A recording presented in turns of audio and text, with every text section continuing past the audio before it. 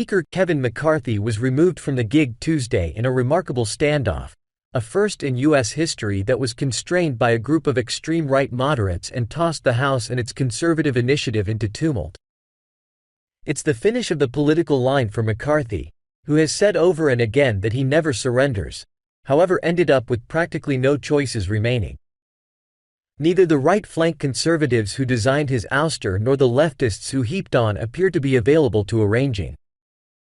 McCarthy told administrators at night he wouldn't run again for Speaker, putting the hammer available for anyone. Subsequent stages are profoundly dubious as there is no conspicuous replacement to lead the House conservative greater part. Activity is stopped in the House until the following week, when conservatives attempt to choose another Speaker. "I might have lost this vote today, however as I leave this chamber I feel lucky to have served," McCarthy said at a public interview at the Legislative Hall. "I wouldn't modify anything." McCarthy's main opponent, Representative Matt Gaetz of Florida, coordinated the interesting decision on the dark movement to clear, and pushed ahead quickly into a sensational evening roll call. While McCarthy delighted in help from most conservatives in his thin larger part, 8 conservative naysayers, a considerable lot of similar extreme right holdouts who attempted to prevent him from becoming Speaker in January, basically constrained him out. Tranquility fell as the directing official gavelled the vote shut, 216-210, saying the workplace of the Speaker is thus announced empty.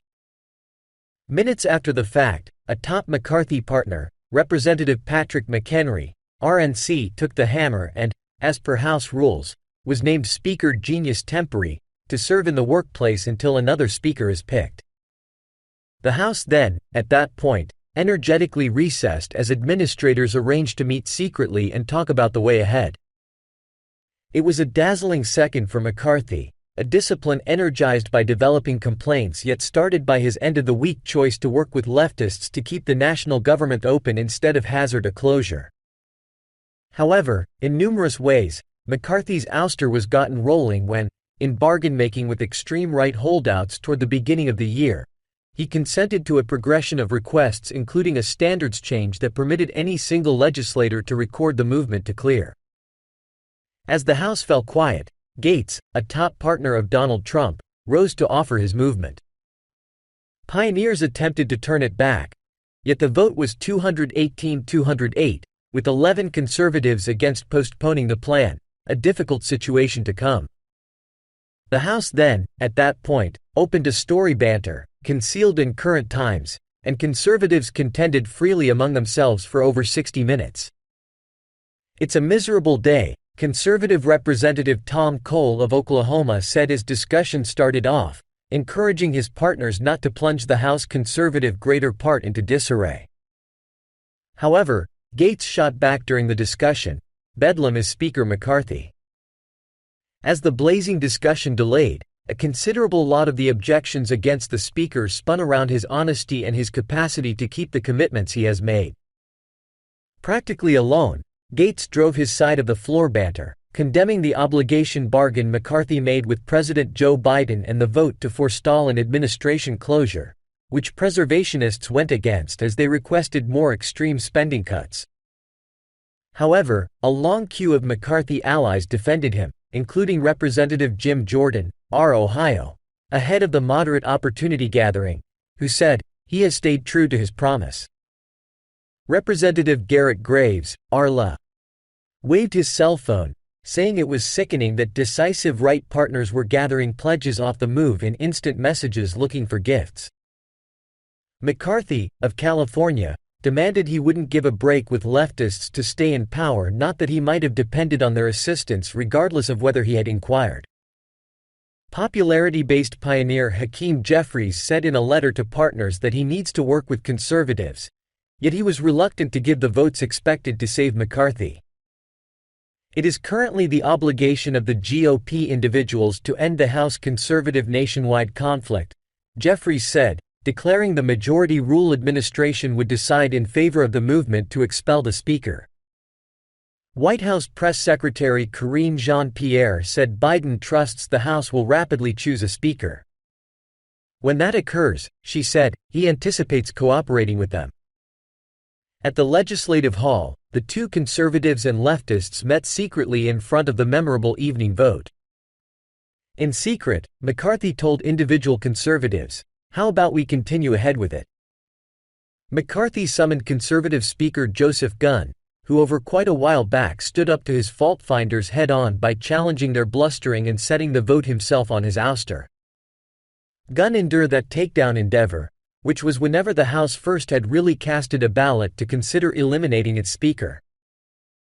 A later danger, in 2015, didn't come to a vote. Gates was in participation, yet he didn't address the room. Across the manner in which in the Legislative Center, leftists arranged for a meaningful conversation and bound together around one normal point, McCarthy can't be relied upon, a few officials in the room said. "I believe any reasonable person would agree there's not much of kindness there for Kevin McCarthy," said Representative Richard Neal, D. Mass.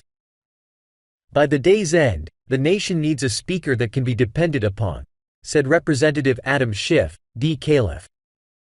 "We have zero faith in him. Their individuals have no faith in him. What's more, you really want a specific level of trust to be the Speaker." Eliminating the Speaker dispatches the House conservatives into turmoil. Normally, top pioneers would be next in line for the gig.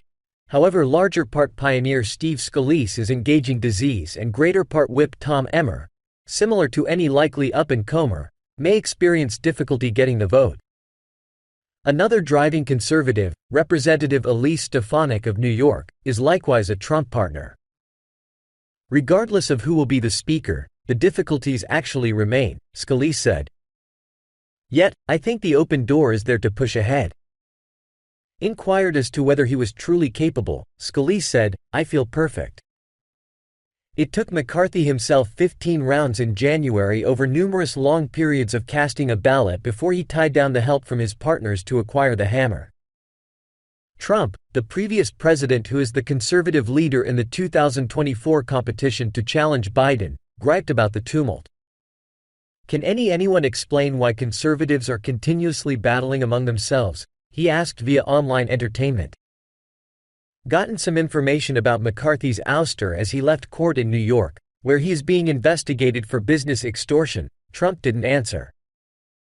One key McCarthy partner, Representative Marjorie Taylor Greene, R.G.A., who is additionally close with Trump, took to web-based entertainment encouraging help for our Speaker. Conservatives left the chamber in a shock, absolutely unsure about following stages. "I sincerely don't have any idea," said Representative Debbie Lesko, R. Aries. "This is a complete debacle."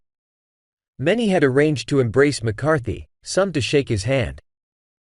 Liberals, who have shuddered at McCarthy's administration persuading them one moment, leaving bargains the following, said they were simply keeping down, trusting that conservatives will sort out some way to run the House.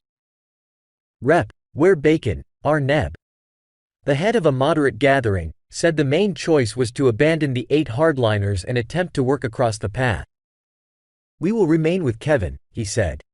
"He let us know before he won't ever stopped." However, McCarthy made it clear Tuesday night that he wouldn't attempt to win back the gig.